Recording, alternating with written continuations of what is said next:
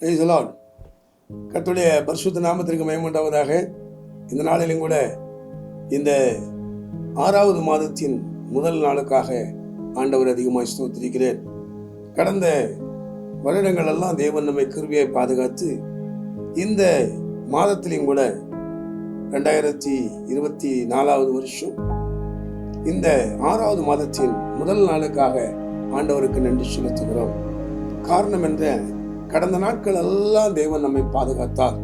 கடந்த நாட்களில் இருந்தவர்கள் இந்த நாளிலே இல்லை. அப்படிப்பட்ட அநேக மரித்திருக்கிறார்கள். இன்னும் சிலர் இந்த மாதத்தை காண முடியாதபடிக்கு இருந்தார்கள். இன்னும் சிலர் பலவிதமான சூழ்நிலைகளுக்குள்ள இருக்கிறார்கள். மாதம் பிறந்த உடனே ஏன் இந்த மாதம் பிறக்கிறதோ அப்படின்னு நினைத்து கொண்டிருக்கிற மக்களுக்கு மத்தியில இந்த புதிய மாதத்தை காண செய்த தேவாதி தேவனுக்கு நன்றி என்று சொல்லுகிற ஆண்டவருக்கு நன்றி சொல்லி நாம் தேவ சமூகத்துல இன்றைக்கு ஒரு தேவன் நமக்கு இந்த மாதத்தில் கொடுத்த வாக்குத்தத்த வசனத்தை வாசித்து சில காரியங்களை தியானித்து நாம் ஜெபிக்கலாம். கர்த்தர் நம்மை ஆசீர்வதிப்பாராக. Price the Lord. இந்த நாளிலும் கூட எரேமியா 33ஆம் அதிகாரம் 14வது வசனம். எரேமியா 33:14.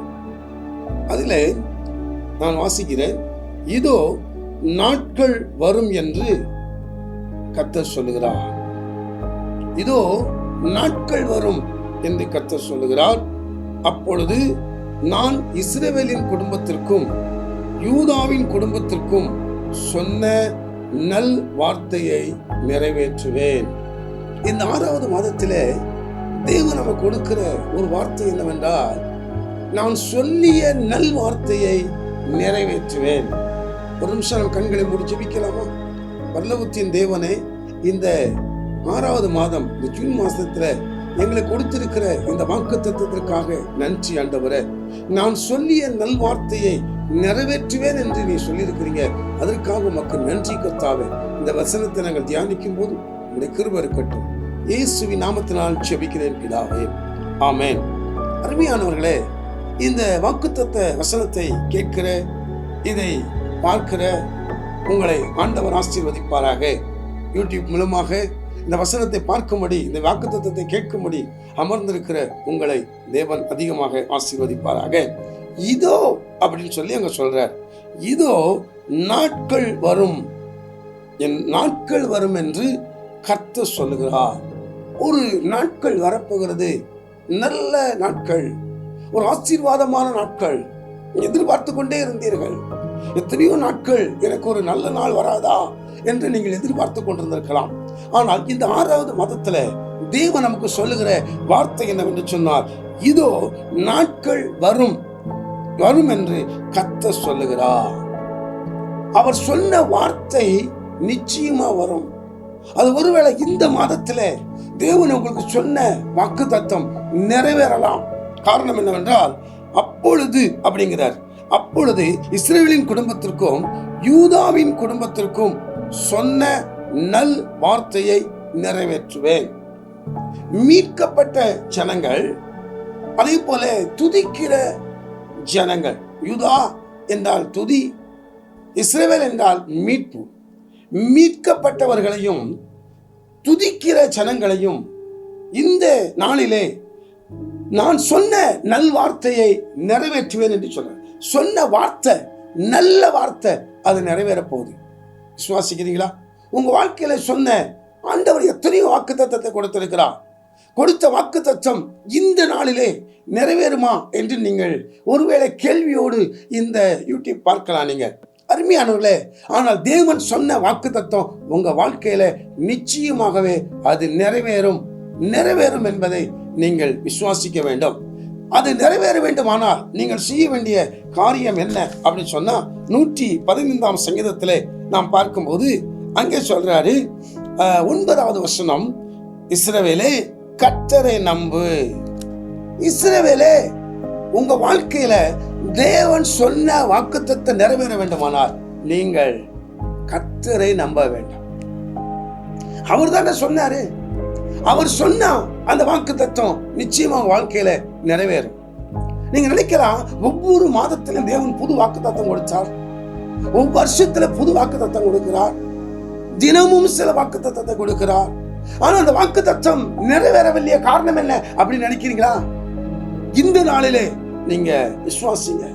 அதுக்குதான் நாட்கள் வரும் என்று கர்த்தர் சொல்லலாம்னு சொல்லிட்டு சொல்றாரு, நான் இஸ்ரவேலின் குடும்பத்திற்கும், இஸ்ரவேலின் குடும்பம் மீட்கப்பட்ட குடும்பத்திற்கு, ஆண்டவரால் தெரிந்து கொள்ளப்பட்ட குடும்பத்திற்கு அவர் சொன்ன நல்வார்த்தை நிறைவேற போகிறது.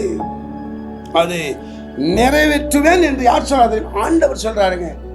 நிறைவேறும் என்பது ஒன்று, ஆனால் நிறைவேற்றுவேன் என்று வாக்கு கொடுக்கிறார். அதுவும் சொன்ன நல் வார்த்தையை நிறைவேற்ற போகிறார்.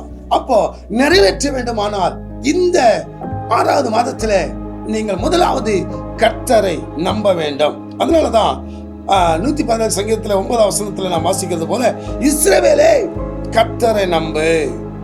முதல்ல நாம் யார் மேல நம்பிக்கையா இருக்கணும்?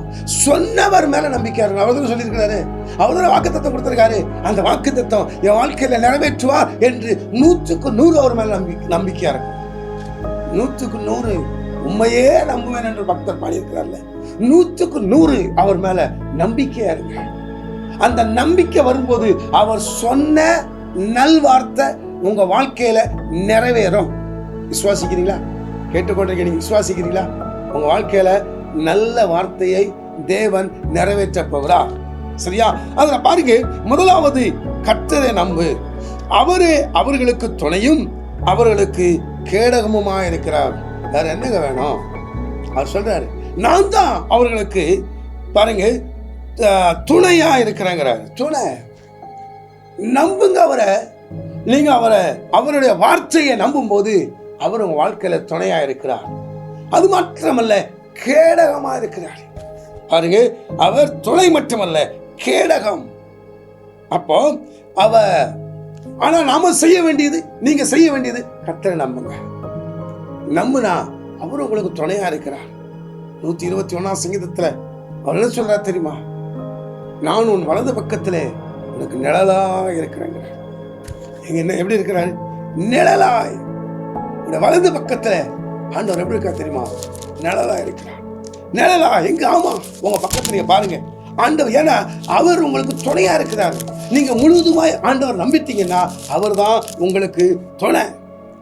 வலது பக்கத்துல நான் உனக்கு துணையா இருக்கிறேன் அப்படிங்கிறார். எவ்வளவு அருமையான ஒரு வார்த்தை தெரியுமா? அவர் சொல்றாரு, உறங்குவதும் இல்லை தூங்குவதும் இல்லை. 5வது வசனம் 121 சங்கீதம் 5வது வசனத்துல, கர்த்தர் உன்னை காக்கிறவர், கர்த்தர் உன் வலது பக்கத்துல உனக்கு நிழலா இருக்கிறார். நம்புறீங்களா? உங்க வலது பக்கத்துல ஆண்டவர் உங்களுக்கு நிழலா இருக்கிறாருங்க. நம்புறீங்களா? அப்ப முதல்ல நீங்க அவர் பாருங்க சொன்ன வார்த்தை, உங்களுக்கென்று சொன்ன வார்த்தை, உங்களுக்காக, உங்க மனைவிக்காக, உங்க குடும்பத்திற்காக, உங்க பிள்ளைகளுக்காக, உங்க கணவருக்காக சொன்ன நல் வார்த்தையை நிறைவேற்றுவேன் என்று இந்த 6வது மாதத்துல தேவன் உங்களுக்கு வாக்கு கொடுக்கிறார்.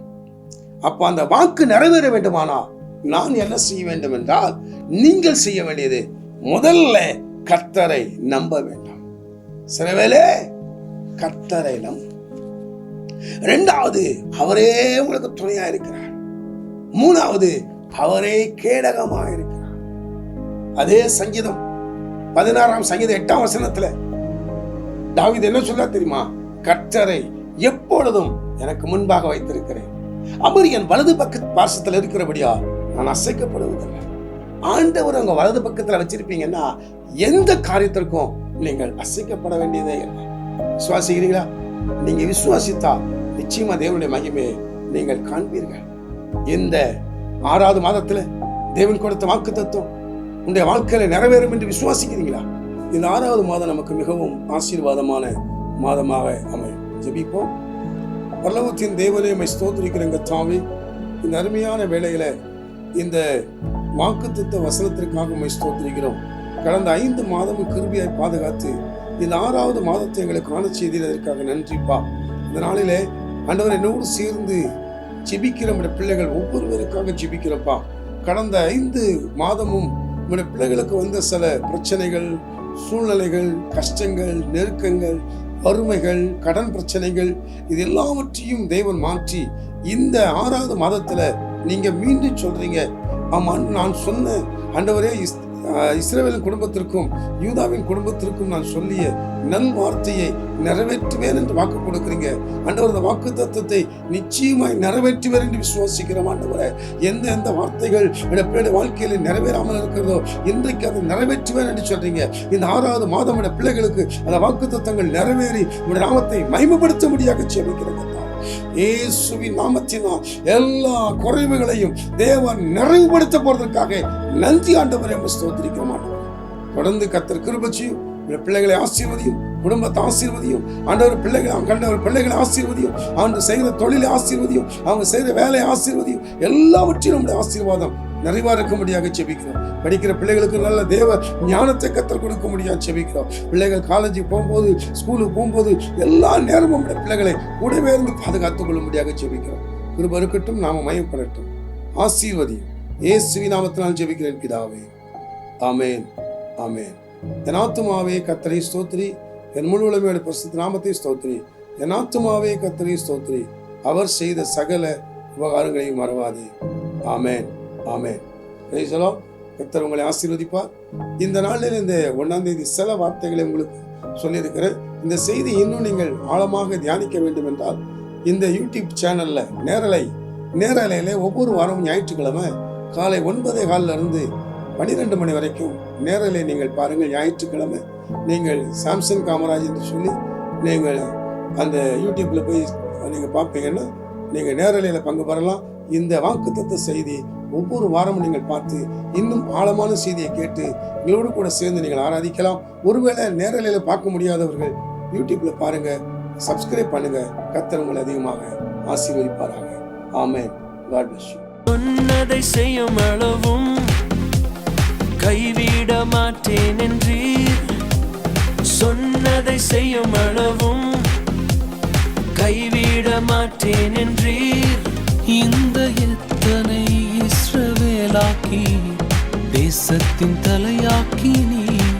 இந்த எத்தனை இஸ்ரவேலாக்கி தேசத்தின் தலையாக்கி நீ. ஆராதனை ஆராதனை சொன்ன சொல்லை காப்பாற்றும் இயேசுவுக்கே. ஆராதனை ஆராதனை வார்த்தையை நிறைவேற்றும் இயேசுவுக்கே. ஆராதனை ஆராதனை சொன்ன சொல்லை காப்பாற்றும் இயேசுவுக்கே. ஆராதனை ஆராதனை வார்த்தையை நிறைவேற்றும் இயேசுவுக்கே.